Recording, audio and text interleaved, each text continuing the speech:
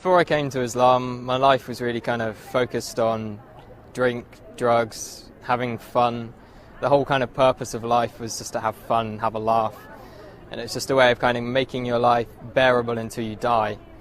I tended to kind of be in a kind of heavy metal crowd, hanging around a lot of people with similar interests, which weren't always the best company to keep. My first experience of seeing Muslims was the 9/11 attacks. I remember I was quite young at the time and I wasn't completely aware of what was going on.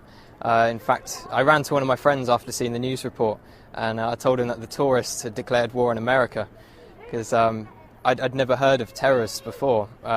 As the war was unfolding and I was seeing more and more about the war in Afghanistan, I started understanding that these people were Muslims and that the Muslims were doing these horrible atrocities across the world. So from that kind of media bombardment, I started getting a strong hatred for Muslims. So much, in fact, I tried to join the army 3 times with the goal of wanting to go over there and kill as many of these people as I could, to do my bit for the country and to make it a bit safer for my family. I thought they were kind of the big evil of the world. I started hearing a bit more about Islam. It was the last time I was applying for the army. I came across this radio station. It was at a time when I was listening to conspiracy theory radio and things like this. And it was a radio station from the American government called Terror Talk. And it was talking about the life of the Prophet ﷺ. It just didn't sound right to me that people would follow him from all these evil things they were saying about him. So I started to question what Muslims believed at that time. I was on a spiritual search anyway. At the time I was looking into Norse mythology and paganism, and one of my friends turned to me and said, before you decide on this paganism thing, have a look around a bit more. So I came across kind of Muslims on the internet. I think one of the first people I saw on the internet was Baba Ali. He broke the stereotype of Muslims for me.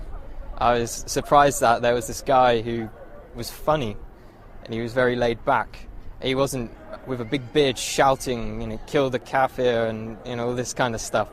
And then I eventually picked up the Quran from my college. When I had it, I actually thought I was picking up a terrorist handbook, and I was a bit worried that MI5 were going to come after me as soon as they saw me take it out of the library. But as soon as I started reading the book, it hit me immediately. And I couldn't stop reading it. It sank deep into my heart. And as I kept continuing through the different surahs, I remember reading about the people in the fire having boiling water to drink, burning their throats. And as I could read this and I was living this awful life, I could feel my throat burning and I could feel kind of how real this thing was and how I had to change. The first day I went to the mosque, I spent all day there reading, and my mum called me in the evening and asked me where had I been all day, and I said I was at a mosque. She's like, what? No, you can't be at a mosque, you're a Christian. Christians don't go to mosques. And she was very, very shocked and thought I was going down a bad path. That was my mum's original reaction. After a while she started to accept it. She'd done a lot of crying. I'm not too sure why she was crying. I think she felt I was rejecting everything she'd taught me. A lot of people say when they find Islam it's as if they've come home.